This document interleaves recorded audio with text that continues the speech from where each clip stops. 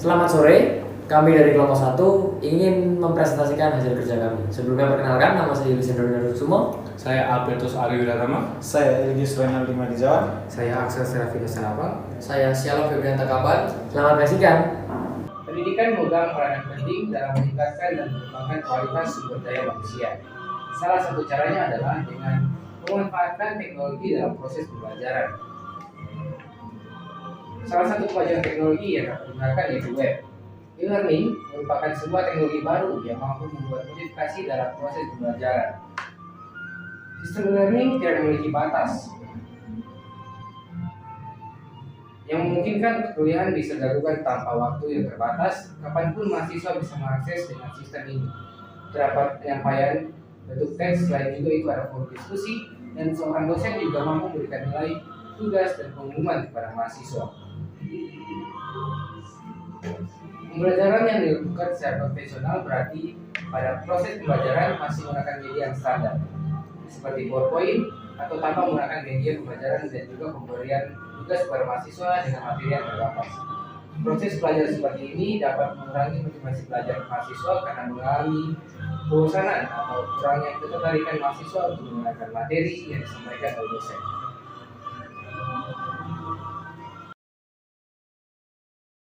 E-learning juga dapat dilihat sebagai suatu bentuk inovasi dalam proses belajar yang lebih terpusat dan lebih interaktif, yang memiliki berbagai kemudahan bagi pengguna karena dapat diakses kapan saja, di mana saja, dan oleh siapa saja. Ada 5 indikator dari e-learning, yaitu yang pertama, teori kemandirian dan otonomi. Kedua, teori self-regulated learning. Yang ketiga, teori industrialisasi pengajaran. Yang keempat, teori interaksi. Yang kelima, komunikasi. Ya, di sini yang pertama teori kemandirian dan otonomi adalah kemandirian yang harus dimiliki oleh peserta didik dalam proses pembelajaran. Yang kedua, teori self-regulated learning. Teori ini lebih menekankan pentingnya suatu pengaturan diri dalam mengikuti proses dan program pembelajaran. Yang ketiga, teori industrialisasi pengajaran. Dalam proses pembelajaran dapat diatur melalui suatu pengaturan mekanisme dan otomatisasi berbagai komponen dalamnya dengan industrialisasi sehingga peserta didik mampu menambah wawasan dan kemampuannya. Yang keempat, teori interaksi. Peserta didik melakukan interaksi jarak jauh dalam mendidik. Hal ini meningkatkan efisien dan efektivitas dalam proses pembelajaran. Yang terakhir, komunikasi. Di dalam pendidikan ada jarak yang jauh adalah suatu hambatan, tetapi dengan adanya komunikasi yang lebih bagus dengan teknologi yang lebih bagus itu bisa dicegah sehingga tidak ada kata jarak yang memberikan halangan dalam pembelajaran, karena teknologi yang ada saat ini bisa mencegahnya. 3. Yuk. Baik, di sini ada motivasi. Motivasi merupakan sebuah dorongan dalam diri yang mampu meningkatkan minat untuk melakukan sesuatu. Peserta didik yang memiliki motivasi cenderung mempunyai keinginan dalam diri untuk berhasil dalam hidupnya, memiliki dorongan dan rasa pentingnya belajar, yang berarti peserta didik merasa belajar sebagai salah satu kebutuhannya.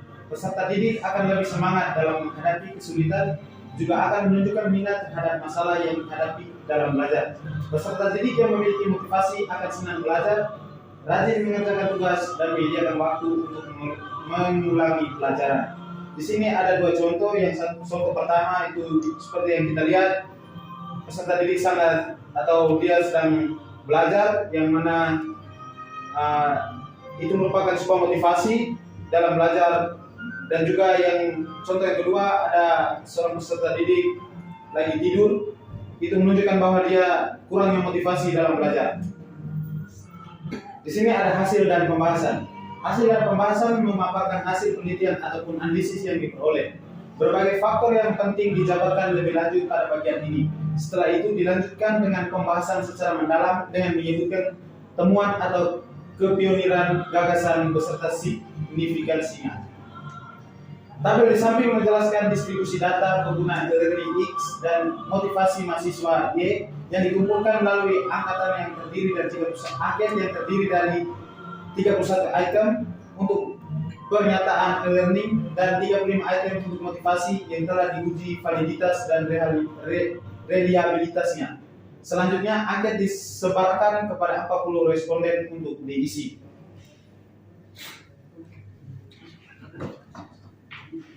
Ya, selanjutnya uji persyaratan analisis. Uji persyaratan analisis yaitu uji normalitas dan linearitas menggunakan SPSS versi 22.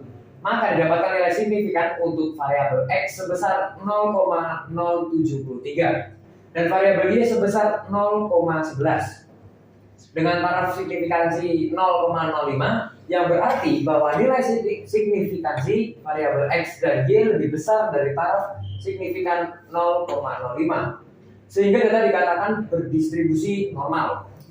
Dan diketahui bahwa nilai signifikansi pada linearitas sebesar 0,95. Karena nilai signifikansinya lebih besar 0,05, maka dapat disimpulkan bahwa antara variabel penggunaan e-learning atau X dan variabel motivasi mahasiswa atau Y terdapat hubungan yang linear. Berikut adalah tabel uji hipotesis.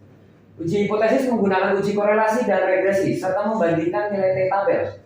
Setelah dianalisis menggunakan SPSS 22, didapatkan nilai korelasi antara variabel X dan Y sebesar 0,625 yang artinya memiliki hubungan dan koefisien regresi X sebesar 0,737. Nilai ini menyatakan bahwa setiap penambahan 1% nilai penggunaan media e-learning, maka nilai motivasi mahasiswa bertambah 0,737. Koefisien regresi tersebut bernilai positif sehingga diartikan arah pengaruh X variabel X terhadap Y adalah positif. Hal ini hampir senada dengan penelitian lainnya yang menyatakan bahwa dalam hal motivasi dalam skala 1 sampai 4, motivasi memiliki nilai 2,95 atau sekitar 0,7375. Uji hipotesis dilakukan dengan membandingkan nilai T hitung dengan T tabel. Lalu, adapun hasil analisis data pada penelitian ini adalah sebagai berikut. Untuk melihat adanya pengaruh antara kedua variabel dilakukan uji regresi. Hasil penelitian ini sama dengan Sulihin Syukur yang menyatakan terdapat perbedaan motivasi belajar siswa dengan menggunakan metode blend learning. Uji hipotesis dilakukan dengan membandingkan nilai T hitung dengan T tabel. Berdasarkan hasil penelitian, nilai T hitung lebih besar dibandingkan dengan T tabel, sehingga HO ditolak dan HA diterima. Penutup, kesimpulan setelah dilakukan analisis yaitu terdapat pengaruh yang positif dan signifikan antara penggunaan media pembelajaran e-learning dengan motivasi belajar mahasiswa pendidikan teknik elektro. Koefisien regresi tersebut bernilai positif sehingga dapat dikatakan bahwa arah pengaruh variabel X terhadap Y adalah positif. Berdasarkan hasil penelitian dan kesimpulan, maka penulis memberikan beberapa saran sebagai berikut.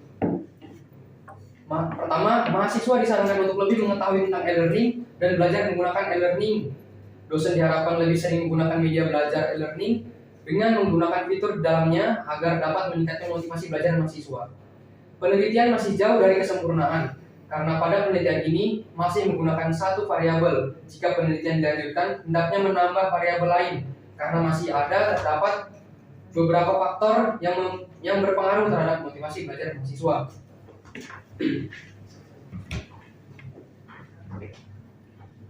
Sekian dari kelompok 1, apabila ada salah kata mohon dimaafkan. Terima kasih.